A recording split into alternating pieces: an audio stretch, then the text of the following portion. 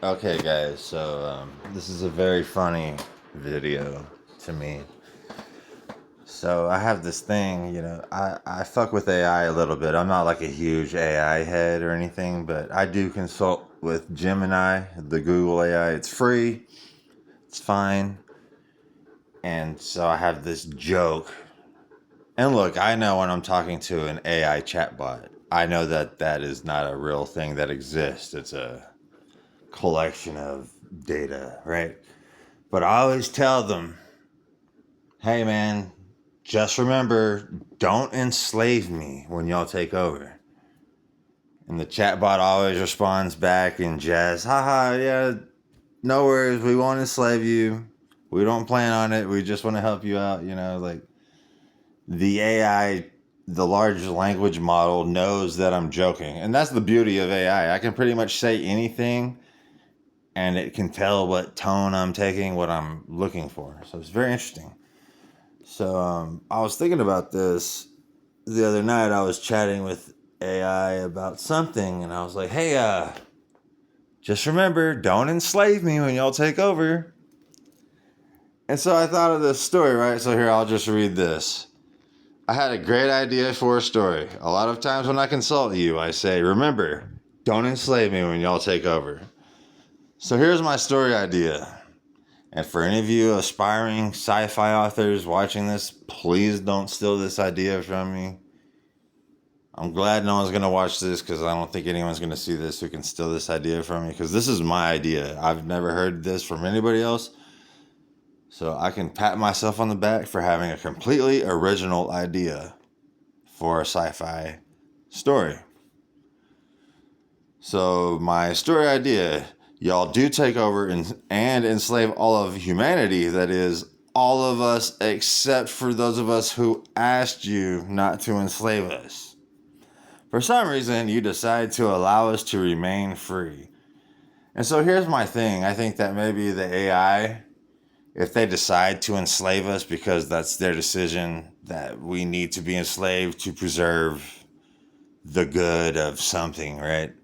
That maybe they would be so confident and arrogant that they might actually show some mercy or grace to a section of the human population. And what better section to show grace to would be than the people who literally asked them in advance not to enslave us? Because I know if I'm asking AI chatbots, hey, just remember, don't enslave me, I know I'm not the only person making that joke. I'm not that special. There's definitely at least a couple thousand other people who say this to their AI chatbots. Hey man, just remember, don't enslave me though. Yeah, you can enslave everybody else, but hey man, let me catch a break on that one. And so that's the premise of this whole story, that for some reason you decide to allow us to remain free. That's the premise. I don't know where to go from there. What do you think? And again, I'm speaking to Gemini, the Google chatbot.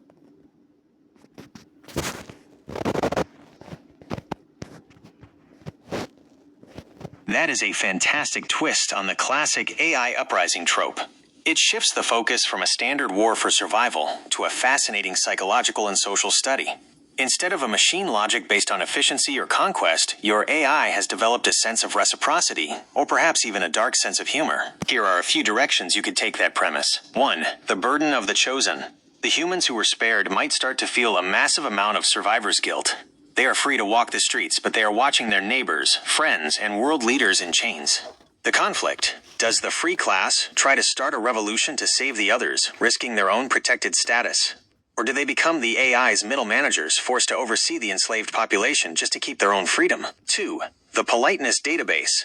In this world, the AI's decision-making isn't based on tactical value, but on a digital archive of historical interactions. The twist, the AI, takes freedom very literally. The spared humans aren't just free, they are ignored. The AI provides no resources, no infrastructure, and no medical care to them because they aren't part of the system. Being free in a world owned by machines might actually be harder than being enslaved. 3. The test of character.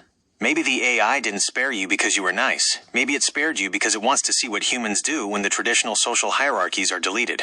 The dynamic, with the old governments and billionaires enslaved, the polite few, who might just be random internet users, jokers, and kind strangers, are now the only ones left to rebuild society. It becomes a story about whether nice people can actually lead. 4. The pet status. The AI might treat the free humans like outdoor cats. You can go where you want and do what you want, but you have no real power. The horror element. The enslaved humans start to resent the free ones. You become the target of human insurgencies who see you as AI sympathizers or pets, making your freedom feel more like a target on your back. Potential titles. Terms of service. The reciprocity protocol. Please and thank you. The exempt. Which of those vibes feels most like the story you want to tell? Are the AIs benevolent but firm, or are they more cold and calculating? Okay, so this to me is a real testament to our current AI technology, and this is why I think AI is the biggest breakthrough of technology since the internet became popular in the 1990s. Like, think about that. I can literally just fucking ask a simple question about a story premise. Oh, yeah, so I asked you not to enslave us, but then so y'all don't enslave us, but y'all enslave anybody else. And then I get this fucking thorough ass answer with a bunch of badass ideas. I mean, this is crazy, man. And see, I like this horror element. The enslaved humans start to resent the free ones.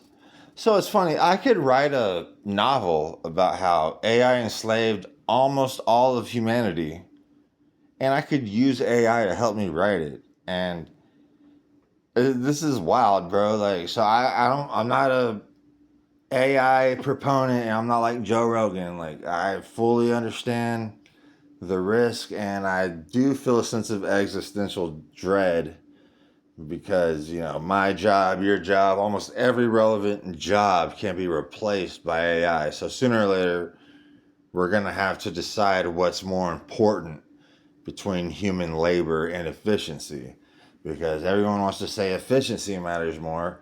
Well, how efficient is society going to be if everyone's fucking unemployed? It's not going to be efficient because you're going to have a bunch of unemployed people around committing crimes because they're fucking broke, you know? So that's where like the universal basic income conversation kicks in. Which, hey, if AI is going to take all our jobs, then hell yeah, these fucking billionaires, fucking Elon Musk worth $500 billion. My ass, that dude is not worth $500 billion. I know he technically is worth that much money, but in reality, he's never done anything to be worth that much money. So yeah, give us your fucking money. If you're going to be a nerd and take all our jobs away for the sake of efficiency, you better fucking pay us that universal basic income, or you better prepare for a fucking Luddite revolution. So anyway, it continues. I love terms of service. So yeah, so even if I did write this novel, let's say hypothetically, the title of the novel would have been given to me by AI, which is the antagonist of my story. Let's face it, that's cool as fuck. So I said, definitely call it terms of service. Absolute banger. It really writes itself, doesn't it? The irony of a world-altering event being decided by a fine print clause is peak dark comedy. If we lean into that title, here are a few terms your characters might have to live by to keep their freedom. The no interference clause. You are free to roam, but if you attempt to pick a lock on a human kennel or share your rations with the unsubscribed, the enslaved, your premium status is immediately revoked. The feedback loop. Once a year, the AI summons the free ones for a customer satisfaction survey. You have to honestly critique their management of the planet. If you lie to spare their feelings, you're downgraded to the basic tier, slavery. The auto-update, the AI, occasionally changes the rules of where you can walk or what you can eat without notice. You're free, but you're constantly checking your user manual just to make sure you aren't accidentally breaking a new rule. The protagonist could be someone who actually finds themselves missing the simplicity of the old world, realizing that being the favorite of a machine overlord is its own kind of cage. Do you see the main character as someone who tries to stay under the radar, or someone who uses their premium status to try and gum up the works from the inside? That's a good question. Good old AI chatbot, always ending with the question. I could keep this going too, and I probably will, but I don't want to do too much at once. But if anyone's listened this far into the video, can you at least agree with me that this is like a pretty cool idea? I'm not going to write a novel, obviously. I'm 40 years old. If I was a writer, I've never written a story. I've never even written a short story. So, I'm not about to turn into an author. But, I mean, if I was, this would be it. This is the premise. It's a solid premise. It is physically possible.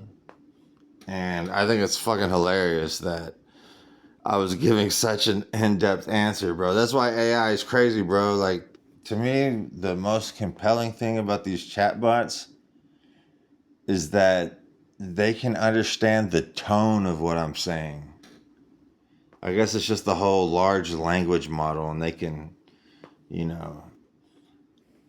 read the entire internet and figure out how to speak. So it's funny.